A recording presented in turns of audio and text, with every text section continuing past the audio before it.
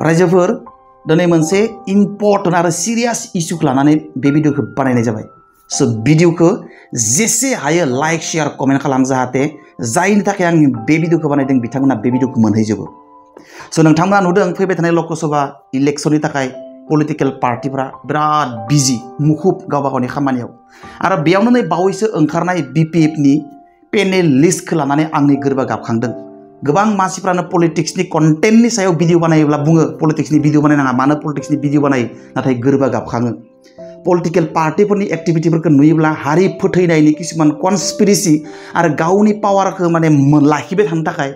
power मोननो थाखाय जायखिजाया हारि फोजोबनाय खामानिफोरखौ मावनो नागिरनाय नुयोब्ला गोरबा गाबखाङो दुखु नांखाङो लाजिनाय मोनो थ' बेबायदि मोनसे बिराद गिदिर नोंथांमोना हयथ' निउसफ्राव नुदों मोनसे बाथ्रा बे जाबाय मा नै बावैसो बिपिएफआ बे लकसभा इलेक्शननि थाखाय 3 केन्डिडेटखौ पेनेल लिस्टआव इनक्लुड खालामदों प्रमिला रानी बायदेव खामफासार आरो खासेया मायबा लर गग लर पेपे जाम्बाबा मानसि मा नाम मोनथाय नामा मा आं गोसोआवनो फैया आरो गोसोआव फैगोन माबायदि हारिनि कुनु बिहोमा गैयै हारिनि कुनु सेन्टिमेन्ट गैयै इमोशन गैयै हारिनि थाखाय हारिनि थै गैयै बर' राव रोङै जेबो रोङै बर'जों लोब्बा गैयै सासे मानसिखौ प्रमिला बायदिमोन बायदि खामफासारमोन बायदि लोगोआव माबायदि दोननो हायो आसुरित थारमाने मा नाम मोनथाय पृथ्वीराज देबनारायण मेस ना मायबा नामखौनो फैगोन माबायदि बर'जों कुनु लोब्बा गैयै मानसि कुनु हारिनि सासे सुथुर मानसिखौ माब्रै आसुरित सासे लकसभानि एसटी कन्स्टिट्युएन्सि रिजार्भ कन्स्टिट्युएन्सिनिफ्राय सासे जाम्बा मानसिखौ थारमाने माबायदि केन्डिडेटनि थाखाय नमिनेशननि लिस्टआव लाखिजायो आसुरित लाजिथावना गिथावना थारमाने बे मासे कब्रा बायदिसो कब्रा माने पिथिगम जिबौ बायदिसो बियो ओरै पिथिगम जिबौआ दाला फाथिनाया बेबायदिसो बियो मासे बे जेराव थाया मानो बेयावनो बे गुन्दुगुल लागायगोन बे दावराव लागायगोन बियो नोंथांमोना दा बुंगोन बिपिएफनि थाखाय बुंदों होननानै खिन्थु जेब्ला बे मानसिया इउपिपिएलआवबो मोनसे समाव फैदोंमोन ना बे समाव आं भिडिअ बानायदों बियो जेराव थाया मानो बियो गुबुनखौ बियो सोंखारिगोन आरो थिग गाव जेराव दोङो बे जायगाखौ एसे दोरोदनाय लोगो लोगोनो बियो बेखौनो सोंखारिग्रा मानसि बियो पिथिगम जिबौ बियो ओंखायनो अलवेज गोसोआव लाखिखा पिथिगम जिबौखौ कब्रा स्नेकखौ नों जेमान गाइखेर होनानै मा होनानै नों फेदेर नों मालाबा बिसास खालामनो हायो माब्लाबा नोंनो सौजागोन बे मासे मावजि बुन्दा बायदिसो मोनजायोबा मेव मेव होनग्रा मोनजायोबा स्रि स्रि थाग्रा बियो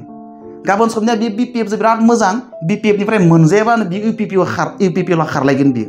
आरो इउपिपिएलआव मोनजाबा सिरि सिरि थालायबाय मोनजायाबा मेव मेव होनलायना बिपिएफआव खारबोलायगोन बियो ओंखायनो आं क्लियार खालामना बुंखायो गोबाङानो आंखौ गाज्रि मोननोबो हागौ जेब्ला मोनसे समाव बे मानसियानो बे लरग' लरपे जाम्बाबा मानसिया पृथ्वी ना मायबाया बे जेब्ला इउपिपिएलआव फैदोंमोन बे समाव आं भिडिअ बानायदों बे मानसिया कुनु स्थिति गैयै मानसि काने कुनु माने बे कुनु थाथिरनाय जिनिस गैया बियो ओंखायनो मा बुङो रलिं स्टन गेदार न' मस होनना बुंदों बाग्रिबाय थानाय अन्थाइनि सायाव जेबो बादामालि थाया थारमाने बेनाव जेबो बादामालि गैया कुनु वेटानो गैया बिनियाव रावबो लाजाया बेखौ बर'नि कारण बर'नि थैयानो गैया बिनियाव बर'नि सेन्टिमेन्ट इमोशन होननाय जेबो जिनिसानो गैया बिनियाव आरो बेखौ जे बिपिएफ पार्टिया फैबाय थानाय लकसभा इलेक्शननि एसटी रिजार्वेशन कन्स्टिट्युएन्सिनि बे नमिनेशन लिस्टआव सोदों आसुरित लाजिथावना बाथ्रा बिपिएफआ बिराद माबा मोनसे जाबाय नामा जेनेबा बिराद माबा मोनसे जाबाय नामा जे लिडार बिपिएफनि पार्टिनि गेजेराव बिपिएफ लिडार गैथारला नामा थैजोब्बाय नामा ना जाम्बा जाजोब्बाय नामा बे पृथ्वी नारायण मेस देबा बिपिएफनि एसे मोजां शिक्षित गियानि रोंगौथि गोनां लिडारफोरनि थानायाव बेबायदि सासे लरग' जाम्बा कुनु अस्तित्व गैयै हारिनि सेन्टिमेन्ट गैयै मानसिया माबायदि लिस्टआव हाबनो मोनो आसुरित आं बेनिखायनो बुंदों पलिटिकेल पार्टिजों जोंनि रायजोफ्रा थारमाने खारफाबाय थानो नाङा पलिटिकेल लिडारफोरजों माने रायजोफोरा खारफाबाय थानो नाङा आं सिगांबो बुंबाय थादोंमोन बै लिडारफोरनि मोनफ्रोमबो बाथ्राखौनो हय होनबाय थानायावनो हारिया थैलांबाय थादों थारमाने जोङो सानै हयै गावबा गाव माथा दं गावबा गाव साननो हानाय केपासिटि दं गावबा गाव सान इलेक्शननि समायाव भट हो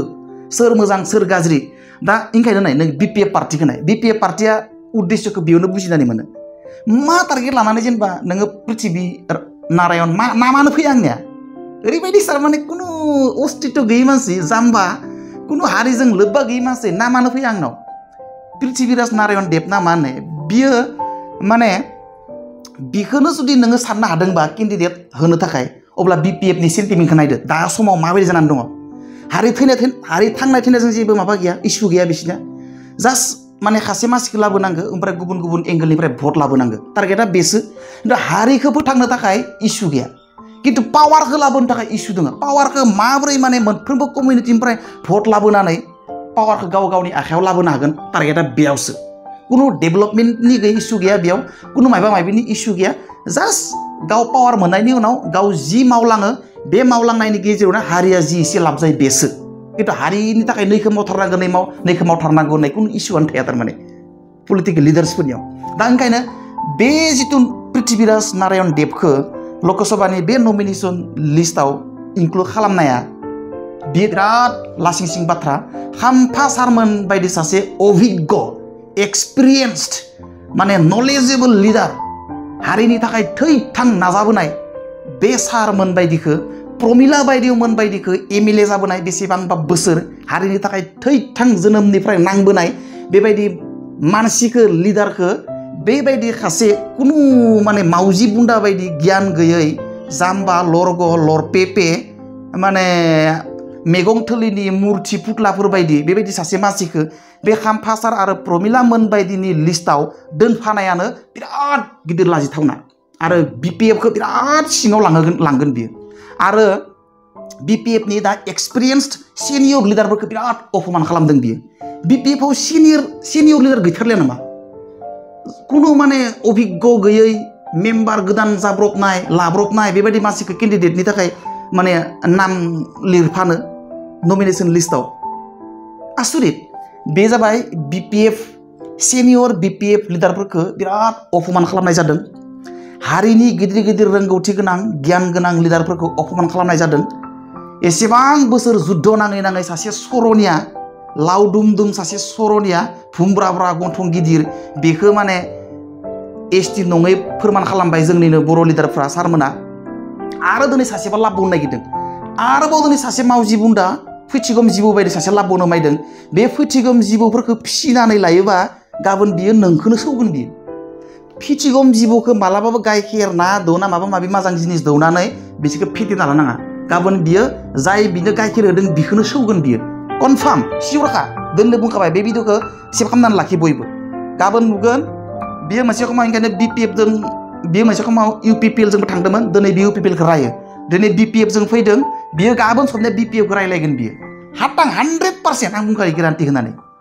ओरैबायदि आसुरित ना BPF आव थारमाने मा माने रोंगौथि गोनां लिडार गैला नामा गैयाबा जोंखौनो हो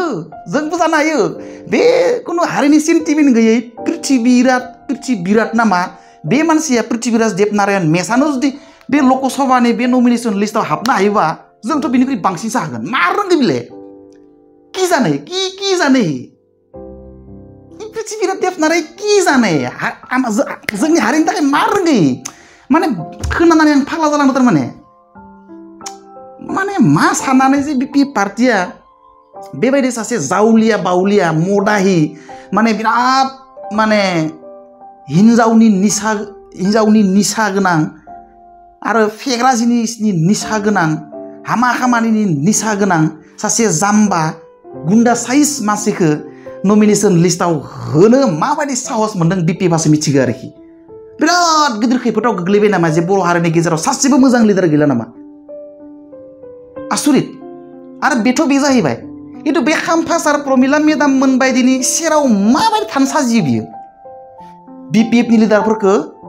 गुबुन लिडारफोरखौ बिराद लासिंसिं सुइसाइड जानो गोनां बायदि अपमान खालामनाय जादों बियो आसुरित दा गोबाङानो गाज्रि मोनगोन बुंनायखाय खिन्थु साननानै नाय नोंथांमोनाबो बेफोरबायदि फिथिगम जिबौफोरखौ मालाबाबो गाइखेर दौनानै गेदेर गोलाव खालामनो नाङा थारमाने जेराव थाखा मोनो जेराव अननाय मोनो बेयावनो थायो बियो आरो एसे गावनि गोसो बायदि जायाबानो बास्लायनानै बेखौनो रायलायगोन बियो आं ओंखायनो गले गले बुंदों जाय समाव बियो UPPL आव दङमोन बे समावनो भिडिअ बानायदों आङो बेबायदि मानसिया गाबोन UPPL खौ रायगोन बियो होननानै रायखादोंबो नंखागो